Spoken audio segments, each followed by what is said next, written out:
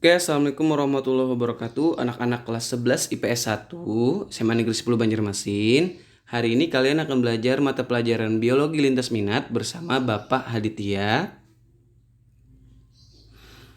Nah, hari ini anak-anak kita akan belajar tentang struktur sel prokariot dan bagian-bagiannya. Kalau kemarin itu kalian belajar tentang sel eukariot atau sel secara pada umumnya ya. Nah, ini adalah gambaran dari sel prokariot dan bagian-bagiannya. Dia ada pili, ribosom, kapsul, dinding sel, membran plasma, daerah nukleoid atau DNA, flagela, dan lain-lain ya. Hari ini kita akan membahas tentang bagian-bagian dari sel prokariot atau bagian-bagian secara umum sel ya. Nah, yang pertama adalah membran plasma. Itu bisa dilihat ya gambarnya. Membran plasma atau membran sel pada sel hewan merupakan lapisan yang paling luar yang membatasi isi sel dengan lingkungan di sekitarnya. Sedangkan membran plasma pada sel tumbuhan terdapat di antara dinding sel dengan isi sel tersebut. Fungsi utama membran plasma ini yaitu sebagai pengatur lalu lintas berbagai zat yang keluar dan zat yang masuk dari dan ke dalam sel secara selektif permeabel ya. Itu adalah pengertian dari membran plasma ya. Yang kedua adalah sitoplasma. Istilah sitoplasma dipergunakan untuk menyatakan protoplasma yang terdapat di luar nukleus. Jadi sitoplasma meliputi substansi yang berada di dalam sel tetapi di luar di nukleus ya. Sitoplasma ini terdiri dari matriks atau sitosol yang transparan dan sejumlah organel yaitu struktur yang memiliki membran pemisah terhadap matriks di sekelilingnya. Bagian terbesar dari matriks ini ialah air dan selebihnya berupa zat-zat organik, misalnya karbohidrat, lemak, dan protein serta berbagai macam zat anorganik. Artinya di sini anak-anak ya, sitoplasma itu juga merupakan bagian dari sel, baik itu sel hewan ataupun sel tumbuhan. Kita belum belajar tentang sel manusia ya, nanti kita akan pelajari pada materi selanjutnya. Itu sistem koloid juga bisa dibaca ya dan dicatat. Lanjut kita ke nomor 3 yaitu nukleus atau inti sel biasanya berbentuk bundar atau oval terletak di sekitar bagian tengah sel. Struktur yang merupakan pusat pengendali seluruh kegiatan sel ini memiliki dua rangkap membran nukleus sebagai pembatas terhadap sitoplasma yang ada di sekelilingnya. Membran ini tersusun dari lipoprotein yang sama seperti membran plasma serta memiliki pori-pori yang memungkinkan beberapa macam substansi dapat melintasinya, baik dari dalam nukleus ke sitoplasma maupun sebaliknya. Matriks di dalam nukleus disebut nukleoplasma. Di dalamnya terkandung bermacam-macam enzim yang terlarut serta kromosom dan nukleoid.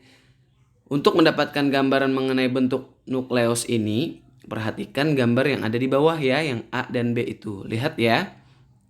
Itu ada nukleus ya, ada retikulum endoplasma, membran nukleus, pori-pori nukleus, kromatik nukleolus dan sebagainya ya. Itu adalah gambarannya ya. Nah, lanjut kita ke yang nomor 4 yaitu ribosom. Ribosom ini merupakan suatu partikel nukleoprotein yaitu senyawa protein dengan molekul asam ribonukleat RNA pada sel-sel eukariotik. Setiap ribosom memiliki diameter berukuran sekitar 20 nm, sedangkan pada sel-sel prokariotik ukurannya lebih kecil ya. Sebagian organel ini melekat pada membran retikulum endoplasma membentuk kelompok-kelompok yang disebut polisom, sedangkan yang selebihnya tersebar bebas di dalam sitosol, bahkan kerap kali terdapat pula di dalam organel lain seperti mitokondria dan kloroplas. Organel ini berperan pada sintesis protein dan tahap-tahap sintesis protein. Lanjut kita ke nomor 5 yaitu retikulum endoplasma atau RE tersusun dari pasangan membran atau selaput yang sejajar dan membentuk suatu sistem yang tersebar di seluruh bagian sitoplasma. Perhatikan gambar 1.6. Nah, itu gambarnya. Adanya ruang-ruang yang terbentuk di antara pasangan membran yang sejajar menyebabkan sistem RE tampak seperti saluran-saluran yang rumit, dan di beberapa sistem ini berhubungan dengan membran plasma dan membran nukleus ya. Bisa kalian baca ya tentang pengertian retikulum endoplasma. Lanjut ke kita yang selanjutnya adalah yang nomor 6 adalah lisosom. Termasuk organel yang sangat kecil dibandingkan dengan organel lain, umumnya berdiameter antara 0,2 sampai 0,5 ya. Organel ini dihasilkan oleh badan Golgi dan banyak tersebar di dalam sitoplasma sel-sel hewan, terutama pada sel-sel kelenjar dan sel-sel darah putih yang bersifat fagosit, juga terdapat pada jamur dan protista. Selanjutnya bisa dibaca ya, karena ini cuma membaca saja ya dan memahami. Lanjut kita ke mitokondria. Mitokondria berbentuk bulat, lonjong atau batang dengan diameter berkisar 0,5 sampai 1,0 dan panjangnya antara 1 sampai 2. Organel ini terdapat pada semua sel eukariotik dengan jumlah yang beragam. Ini bisa dibaca ya anak ya.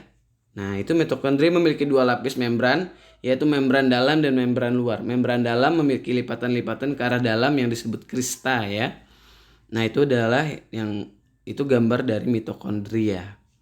Lanjut kita ke kloroplas. Kloroplas merupakan salah satu bentuk plastida, yaitu organel yang terbungkus oleh dua lapis membran dan mengandung pigmen. Pigmen ini adalah yang warna ya, yang sebagian besar merupakan klorofil atau zat hijau daun. Selain itu, di dalam kloroplas terdapat pula pigmen-pigmen lainnya yang tergolong karotenoid, yaitu kariotin yang memberikan warna jingga dan xanthopil untuk memberikan warna kuning. Bentuk kloroplas menyerupai cakram dengan diameter 5 sampai 10 dan ketebalan antara 2 sampai 4. Organel ini dijumpai pada sel-sel fotosintesis tumbuhan ya. Jadi kloroplas ini cuma ada di tumbuhan ya, bukan tidak ada di hewan. Seperti itu. Di dalam membran pembungkus kloroplas terdapat grana, yaitu tumpukan kantung-kantung yang masing-masing berisi pigmen klorofil, karotenoid, juga protein dan lemak. Setiap kantung disebut tilakoid dan yang lebih panjang ada di antaranya yaitu tilakoid strosma, menghubungkan grana yang satu dengan grana yang lain. Bisa dibaca ya lanjutannya. Kita ke selanjutnya itu badan mikro dan sitoskeleton ya. Ini bisa dibaca juga ya karena gampang dalam memahaminya. Lanjut kita yang ke nomor 11, badan Golgi. Yang sebelumnya tadi bisa di pause dulu, dicatat ya. Yang 9 dan 10.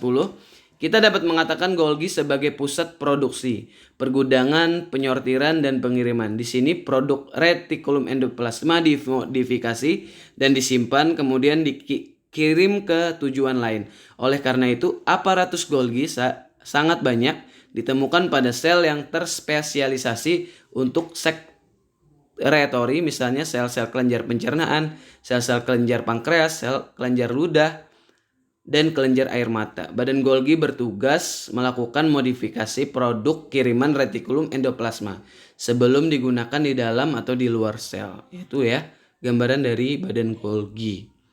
Nah, cukup sekian penjelasan dari Bapak ya, agak sedikit banyak. Mudah-mudahan kalian paham. Dicatat jangan lupa ya, karena ini adalah mata pelajaran yang penting untuk kalian pelajari. Salah hilap mohon maaf. Wassalamualaikum warahmatullahi wabarakatuh.